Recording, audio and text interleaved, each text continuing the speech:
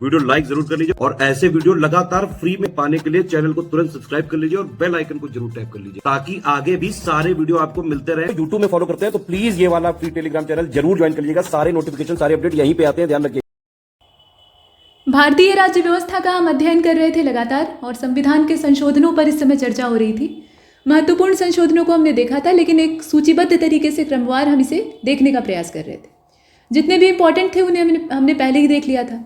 तो प्रश्न ये उठता है कि जब इंपॉर्टेंट हम देख ही चुके हैं तो इनको देखने की क्या ज़रूरत है। तो इसमें सब कुछ नहीं देखना है, जहाँ पर हाईलाइट किया गया है वहाँ थोड़ा ज़्यादा फोकस करना है और आप चाहें तो इस पार्ट को स्किप भी कर सकते हैं। ये इसलिए दे दिया गया है ताकि आपको एक संपूर्ण जानकारी हो। कुछ लोग ये कहते हैं कि वीडियो में सिर्फ इंपॉर्टेंट चीज़ें, जो सिलेबस आपका है उसको कंप्लीट यहाँ करवाया जा रहा है, उसमें जो इंपॉर्टेंट है वो भी बता दिया जा रहा है कि यहाँ पर ये चीज़ ज़्यादा ध्यान देने योग्य है। और बाकी आप ये नहीं जानते हैं या कोई भी ये नहीं जानता है कि प्रश्न कहाँ से पूछा जाएगा। संभव है कि जहाँ से हर साल आयोग पूछता है वहाँ से न पूछे, कुछ और पूछ ले। इसीलिए जानकारी हर चीज़ की आपके पास होनी चाहिए। तो ये उद्देश्य होता है हमारा कि प्रश्न आपका कोई भी वहाँ गलत ना हो, छोड़कर आप ना आए या परेशान ना हो। तो कंप्लीट सिलेबस तो आपको करना ही होगा। और अभी आपके पास यकीन मानिए इतना समय है कि आप अपने सिलेबस की जो कमियां हैं उसको दूर कर सकते हैं। मतलब आप एकदम अनभिज्ञ हैं किसी विषय से तो अलग बात है, लेकिन अगर आपने कमोबेश थोड़ा बहुत भी पढ़ा हुआ है तो अभी से भी आप नए सिरे से एक कटिबद्ध होकर अगर तैयारी करते हैं तो सफल हो सकते हैं। इसमें कोई संदेह नहीं है। यहाँ समीक्षा अधिकारी के प्रीलिम्स की बात की जा रही है। यूपीपीसीएस का प्रीलिम्स तो अभी काफ़ी दूर है, मतलब तुलनात्मक रूप से इसके। तो कुल मिलाकर प्रयास की बात होती है, लगे रहिए। और हाँ, जो संविधान संशोधन है उसमें हमने चर्चा कुछ हद तक की थी और प्रीवी पर्स तक संभवतः जानकारियों को देखा था। हाँ, प्रीवी पर्स तक ही देखा था। ये 26वां संशोधन था 1971 का और पूछा गया था कि प्रीवी पर्स होता क्या है, और कमेंट सेक्शन में आप में से कुछ लोगों ने उत्तर दिया। तो सभी को यहाँ जवाब देना आवश्यक है और आप जानते भी हैं। देखिए, उत्तर भले न दें लेकिन आप मन ही मन जानते हैं इस चीज़ को। ये बिल्कुल सिंपल है। पर्स का मतलब होता है जिसमें धनराशि, कोई पैसा या कोई कीमती चीज़ आप स्टोर करते हैं, कैरी करते हैं। तो यहाँ भी कुछ वैसा ही मामला है। यहाँ पैसे की बात है। ये एक तरह का राज भत्ता हुआ करता था। राज परिवार को भत्ता दिया जाता था, क्योंकि पहले के समय में जो राज्य हैं या फिर आप कह लीजिए कि प्रिंसली स्टेट हैं, वो भारत में बहुत सारी थी। रजवाड़े थे, राजाओं का देश था ही भारत। और बाद में ये और ज़्यादा छोटे छोटे राज्यों में बढ़ जाते हैं। तो आज़ादी के समय तक इनकी स्थिति राजाओं वाली ही थी और ये खुद को राजा ही महसूस करते थे। आज भी बहुत सारे राज परिवार हैं, हालांकि उनकी शक्तियाँ नाम मात्र की हैं। तो ये जो स्वायत्त शासक होते थे या राज परिवार के सदस्य होते थे, राज परिवार होता था, उसको मिलने वाली ये विशेष धनराशि होती थी, एक तरह का राज भत्ता। और ये खर्चा पानी सरकार के द्वारा दिया जाता था 1950 से। ये व्यवस्था मतलब संविधान लागू होने के समय से। बाद में इसको समाप्त किया जाता है और समाप्त करके ठीक किया जाता है। ये तारीख है 26वें संशोधन की 1971 की। इसके बाद आप आगे देखें। अब 27वां संशोधन जो है, इसमें कुछ केंद्र शासित राज्यों के प्रशासकों को अध्यादेश जारी करने के प्रति शक्तिशाली बनाया गया।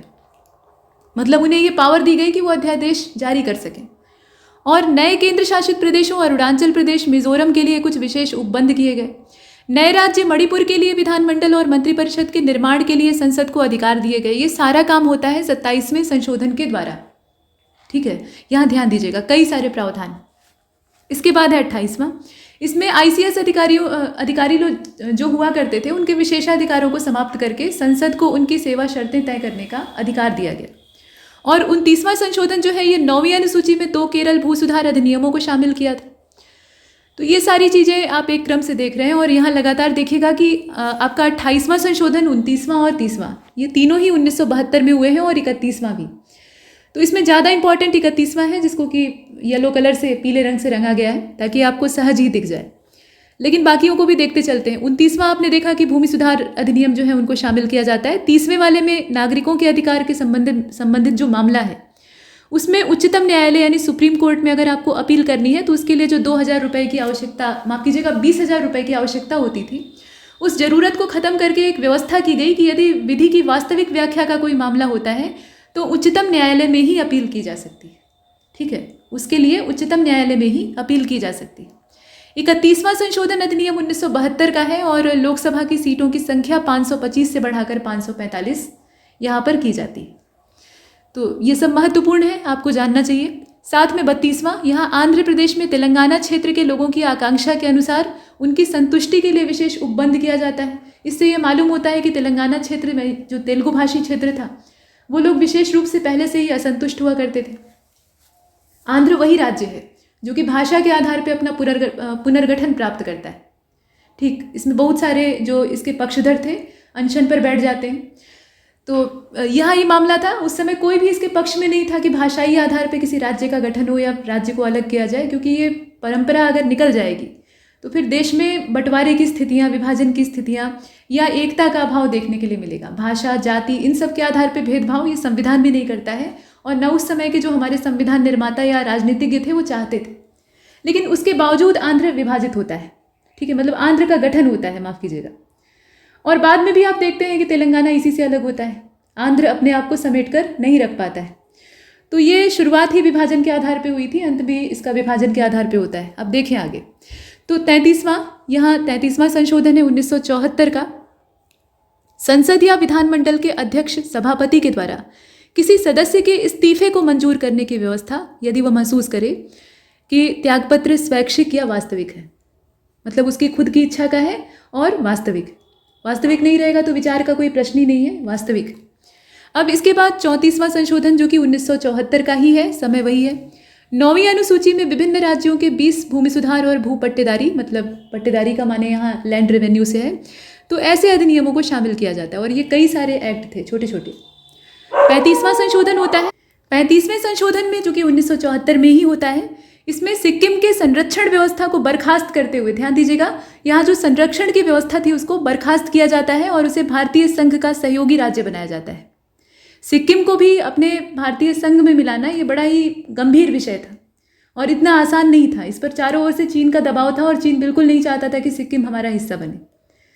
तो ये देखें आप, और भारतीय संघ में सिक्किम को जोड़े जाने की सेवा शर्तों के लिए 10वीं अनुसूची को इसमें शामिल किया जाता है। तो ये सारा प्रावधान होता है 35वें में, जो कि महत्वपूर्ण है। और उसके बाद 36वां संशोधन होता है ठीक अगले ही वर्ष यानी 1975 में, और सिक्किम को भारतीय संघ का पूर्ण राज्य बनाकर 10वीं अनुसूची को समाप्त कर दिया जाता है। तो उस समय की तत्कालीन सरकार के द्वारा साहसिक कदम उठाया जाता है, प्रशंसनीय है। यहाँ किसी राजनीतिक दल का पक्ष नहीं लिया जा रहा है, लेकिन एक नेतृत्व अगर कोई बेहतर काम करता है तो उसकी प्रशंसा करनी चाहिए। अब इसके बाद आप देखें 37वें संशोधन को, तो केंद्र शासित राज्य अरुणाचल प्रदेश के लिए विधानसभा और मंत्रिपरिषद की व्यवस्था की जाती है, ये ध्यान दीजिएगा। 38वां संशोधन ये भी 1975 का है, और इसमें राष्ट्रपति के द्वारा आपातकाल की घोषणा गैर वाद योग्य घोषित की जाती है। गैर वाद योग्य मतलब उस पर वाद नहीं किया जा सकता है, उस पर कोई मुकदमा, कोई केस नहीं दायर किया जा सकता है, इसका ये मतलब है। अब इसके बाद कुछ और भी प्रावधान है जो कि 38वें से जुड़े हुए हैं, जैसे कि राष्ट्रपति, राज्यपाल और केंद्र शासित प्रदेशों के जो प्रशासक हैं उनके द्वारा जारी अध्यादेश गैर वाद्य योग्य हो सकता है, जैसे पीछे राष्ट्रपति का था। और राष्ट्रपति को विभिन्न आधारों पर राष्ट्रीय आपातकाल की विभिन्न घोषणाएं करने की शक्ति दी जाती है। तो ये सारी चीज़ें होती हैं 38वें संशोधन में, जो कि आपका 1975 में लागू होता है। फिर आता है 39वां, 1975 का ही है। राष्ट्रपति, उपराष्ट्रपति, प्रधानमंत्री, लोकसभा का स्पीकर, इनसे संबंधित अगर कोई मामला है, कोई विवाद है, तो उसको न्यायालय के क्षेत्राधिकार से बाहर रखा गया। ये न्यायालय के क्षेत्राधिकार में नहीं आ सकता था, ऐसा प्रावधान इस संशोधन के माध्यम से किया गया। और इन सब का निर्धारण संसद के द्वारा जो निर्धारित प्राधिकरण होगा उससे किया जाएगा। मतलब आप इन सारे पद पे आसीन लोगों को, इस संशोधन में ये कहा गया कि इन सारे पद पर आसीन लोगों को आप कोर्ट में नहीं घसीट सकते हैं, ठीक है। और इसके साथ कुछ और प्रावधान है, जैसे कि 9वीं अनुसूची में कुछ केंद्रीय जो अधिनियम है उनका समायोजन किया जाता है। फिर 40वां संशोधन आपका आता है, और 40वें वाले में आप देख रहे हैं कि संसद को समुद्री जल, महाद्वीपीय, मग्न तट, विभिन्न आर्थिक क्षेत्र, माफ कीजिएगा, विशिष्ट आर्थिक क्षेत्र, स्पेशल इकोनॉमिक जोन जो सेज होता है, और साथ में भारत के समुद्री जोनों की सीमाओं के साथ साथ निर्धारण की शक्ति इत्यादि प्रदान की जाती है। साथ में ज़्यादातर भू सुधार से संबंधित 64 और अन्य केंद्र राज्य विधियों को 9वीं अनुसूची में शामिल किया जाता है।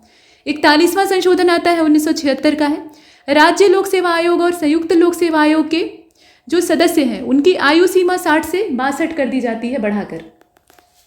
इसके बाद आप 42वें को देख रहे हैं, तो 42वां संशोधन अधिनियम 1976 का है। 3 नए शब्द जोड़े जाते हैं, समाजवादी, धर्मनिरपेक्ष, अखंडता। और सबसे महत्वपूर्ण संशोधन, इसे लघु संविधान के रूप में जाना जाता है। इससे स्वर्ण सिंह समिति की सिफारिशों को प्रभावी बनाया गया था, आप जानते ही हैं।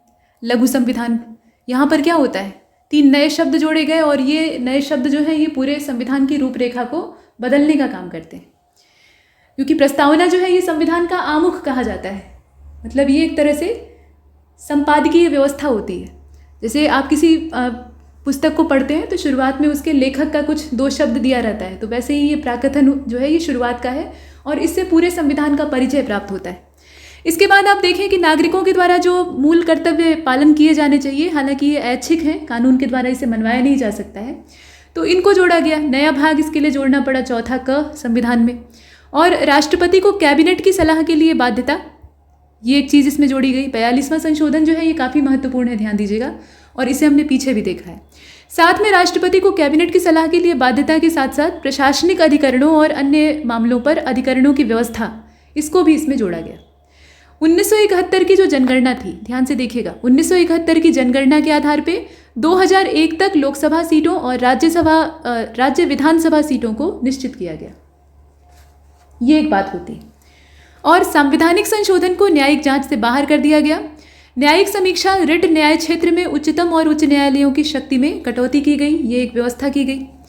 लोकसभा और विधानसभा के कार्यकाल में 5 से 6 वर्ष की बढ़ोतरी की गई, ये भी एक व्यवस्था है। साथ साथ निदेशक तत्वों के कार्यान्वयन हेतु बनाई गई विधियों को न्यायालय के द्वारा इस आधार पर अवैध घोषित नहीं किया जा सकता कि ये कुछ मूल अधिकारों का उल्लंघन करते हैं, ये एक प्रावधान। और साथ में देखें यहाँ एक चीज़ कही गई है कि संविधान का ये सबसे अब तक का जितना भी संशोधन हो चुका है उसमें सबसे इम्पॉर्टेंट है, महत्वपूर्ण है, लघु संविधान कहा जाता है। वही घिसी हुई बातें हैं जो पीछे दोहराई गई थी। अच्छा, काम की चीज़ों को देखें तो यहाँ पर देखें 3 नए निदेशक तत्व जोड़े जाते हैं। समान न्याय और निःशुल्क विधिक सहायता का प्रावधान, उद्योगों के प्रबंध में कर्मकारों के भाग लेने की स्थिति, पर्यावरण का संरक्षण, संवर्धन और वन और वन्य जीवों की रक्षा, ये सारी व्यवस्थाएं जोड़ी जाती हैं। मतलब इन सारे प्रावधानों को जो डीपीएसपी है उसके अंतर्गत शामिल किया जाता है। अब भारत के किसी एक भाग में राष्ट्रीय आपदा की घोषणा, ये भी इसमें जोड़ा जाता है। राज्य में राष्ट्रपति शासन के कार्यकाल में एक बार में 6 माह से 1 साल तक की बढ़ोतरी की जा सकती है, ये व्यवस्था है। केंद्र को किसी राज्य में कानून और व्यवस्था बनाए रखने के लिए सैन्य बल भेजने की शक्ति, केंद्र चाहे तो वहाँ शांति बहाल करने के लिए सेना भेज सकता है, ये पावर दी गई इस संशोधन के माध्यम से। 5 विषयों का राज्य सूची से संवर्ती सूची में स्थानांतरण। राज्य सूची में पहले वो थे यानी राज्य के एकाधिकार में थे, लेकिन अभी संवर्ती सूची में आ गए अर्थात केंद्र का भी उसमें हस्तक्षेप हो गया। अब दोनों ही उसमें कानून बनाने का हक रखते हैं और आप जानते हैं कि जहाँ दोनों काम करेंगे वहाँ प्रभुत्ता किसकी होगी, केंद्र की होगी, जाहिर सी बात है। तो ये केंद्रीकरण का एक प्रयास। और शिक्षा, वन और वन्य जीवों, पक्षियों का संरक्षण, नापतोल, न्याय प्रशासन, उच्चतम और उच्च न्यायालय, इसके अलावा सभी न्यायालयों का गठन और संगठन, ये सारे विषय इसके अंतर्गत आते हैं। अब यहाँ देखिएगा आप कि संसद और विधानमंडल में कोरम की आवश्यकता को समाप्त कर दिया गया और संसद को यह निर्णय लेने में शक्ति दी गई कि समय समय पर वह अपने सदस्यों और समितियों के अधिकार और विशेषाधिकार इनका निर्धारण कर सकती है, मतलब परिवर्तन भी कर सकती है। अखिल भारतीय विधिक सेवा के निर्माण की व्यवस्था। सिविल सेवक को दूसरे चरण पर जांच के उपरांत प्रतिवेदन के अधिकार को समाप्त करके अनुशासनात्मक कार्यवाही को छोटा किया जाए, मतलब जो प्रस्तावित दंड है उसके मामले में लघुकरण की व्यवस्था यहाँ दिखाई देती है। तो ये सारा कुछ होता है 42वें संशोधन में, जो कि आप यहाँ देख रहे हैं महत्वपूर्ण संशोधन अधिनियमों में। इसके बाद 43वें को देख लेते हैं। तो 43वां संशोधन ये 1977 का है। 42वें संशोधन के मामलों को रद्द करने के संदर्भ में जनता सरकार के द्वारा, मतलब जनता पार्टी की सरकार के द्वारा इसको लाया जाता है। और न्यायिक समीक्षा और रिट जारी करने के संदर्भ में उच्चतम न्यायालयों और उच्च न्यायालयों के, मतलब जो हाई कोर्ट है और उच्च न्यायालय है, इसके यहाँ देखिएगा उच्चतम न्यायालय और उच्च न्यायालयों, यहाँ पर सुप्रीम कोर्ट तो एक ही है, वो 25 तो है नहीं, तो यहाँ बहुवचन की आवश्यकता नहीं थी फिलहाल। उच्चतम न्यायालय और उच्च न्यायालयों के न्याय क्षेत्र का पुनर्संयोजन। एक और पॉइंट इसमें है कि राष्ट्र विरोधी कार्यकलापों के संदर्भ में विधि बनाने की संसद की शक्ति को हटा दिया जाता है। तो ये सारा मामला आता है 43वें में। उसके बाद 44वां संशोधन है, ये भी इंपॉर्टेंट है, ये भी उतना ही महत्वपूर्ण है। हालांकि 42वें जितने इसमें प्रावधान नहीं है, लेकिन फिर भी अच्छे खासे हैं, यहाँ आप देख रहे हैं।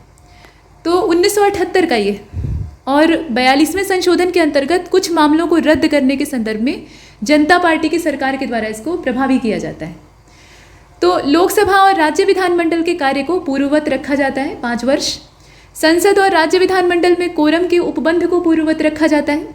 संसदीय विशेषाधिकारों के संदर्भ में ब्रिटिश हाउस ऑफ कॉमन्स के संदर्भ को हटा दिया जाता है और समाचार पत्र में प्रकाशन के लिए संवैधानिक संरक्षण दिया जाता है, जो कार्रवाई की रिपोर्ट इत्यादि होती है उसको। कैबिनेट की सलाह को पुनर्विचार के लिए एक बार भेजने की राष्ट्रपति की शक्ति को और पुनर्विचार के बाध्य पुनर्विचार के उपरांत ये बाध्यकारी होगी, ऐसा इसमें प्रावधान किया गया था। अध्यादेश जारी करने में राष्ट्रपति, राज्यपाल और प्रशासक की संतुष्टि के उपबंध को समाप्त किया जाता है।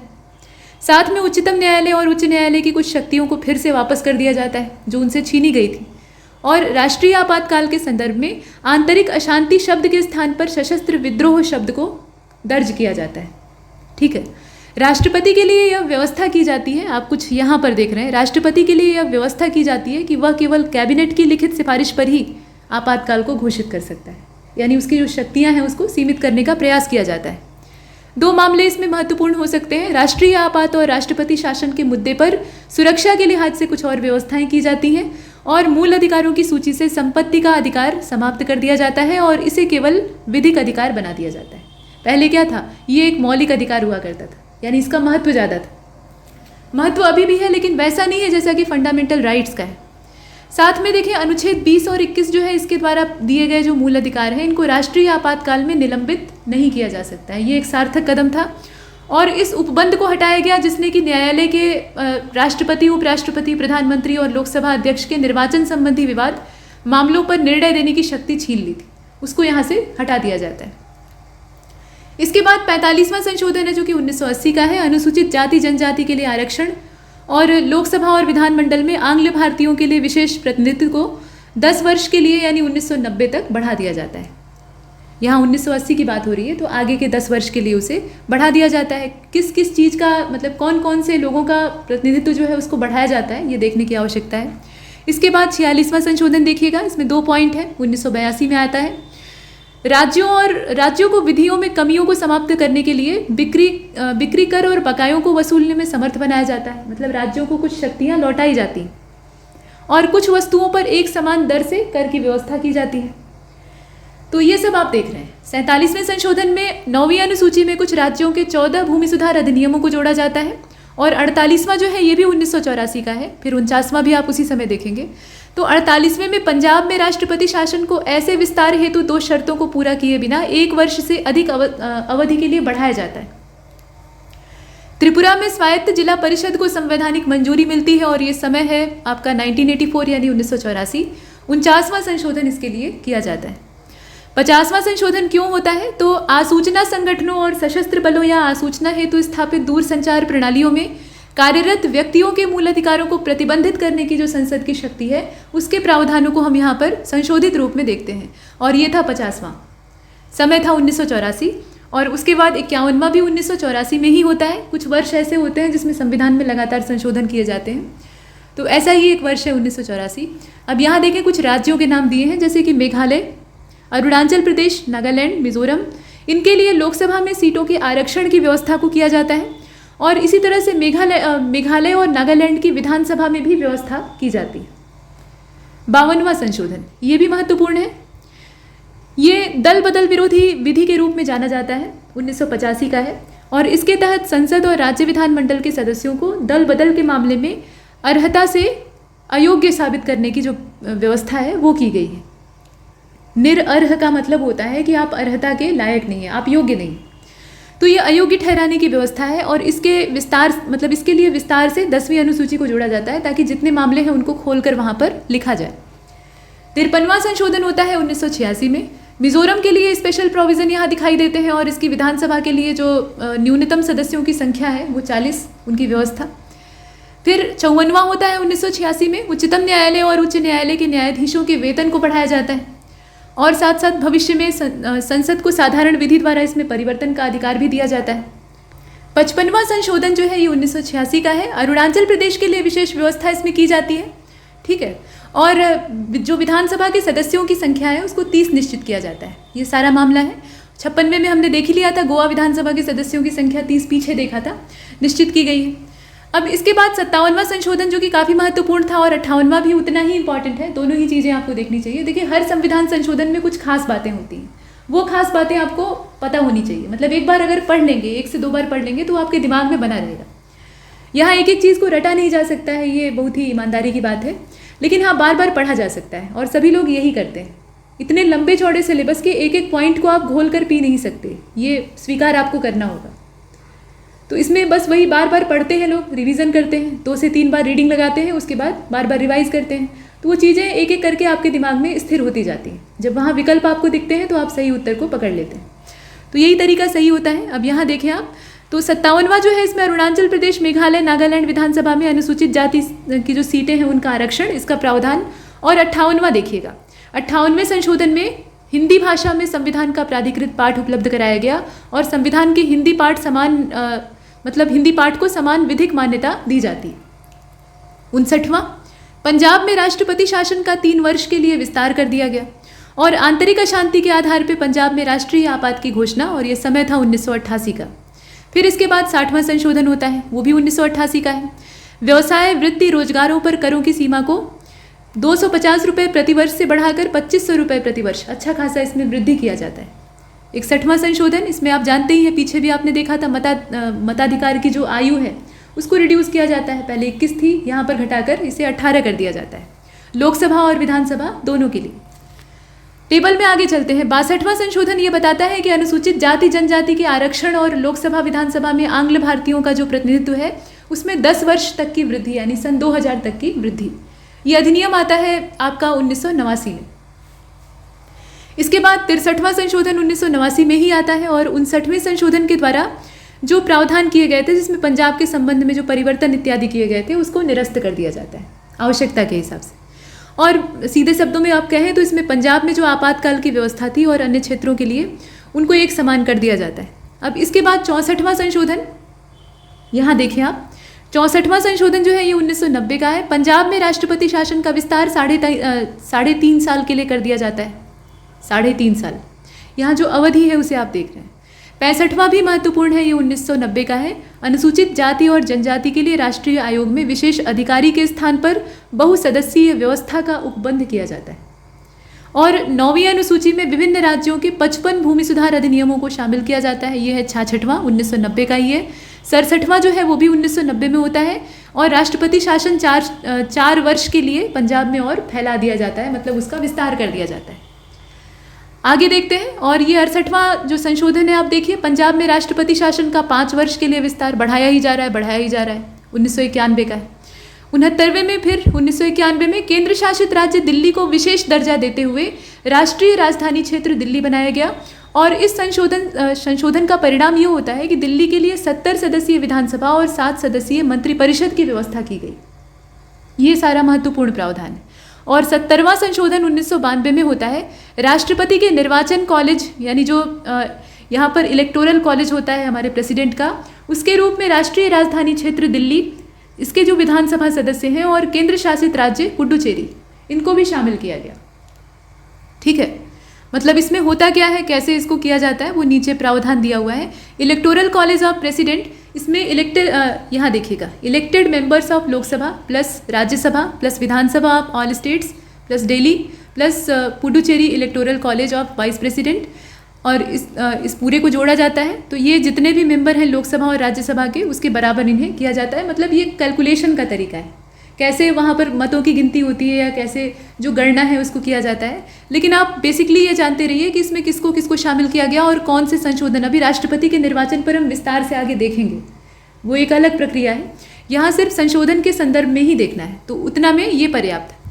इसके बाद 71वें संशोधन में भाषा से संबंधित जो परिवर्तन होते हैं, इसमें कोंकणी, मणिपुरी, नेपाली और 3 भाषाएं, मतलब कोंकणी, मणिपुरी और नेपाली, इनको 8वीं अनुसूची में जो कि भाषाओं से संबंधित है उसमें शामिल किया गया और इस प्रकार से यहाँ पर अनुसूचित भाषाओं की संख्या बढ़कर 18 हो गई। तो हमने 71वें संशोधन तक अपनी बात को पूरा किया है। अभी जो आगे की राह है उसे हम अगले वाले लेक्चर में कंप्लीट करेंगे। इसमें इतना ही, तब तक के लिए नमस्कार।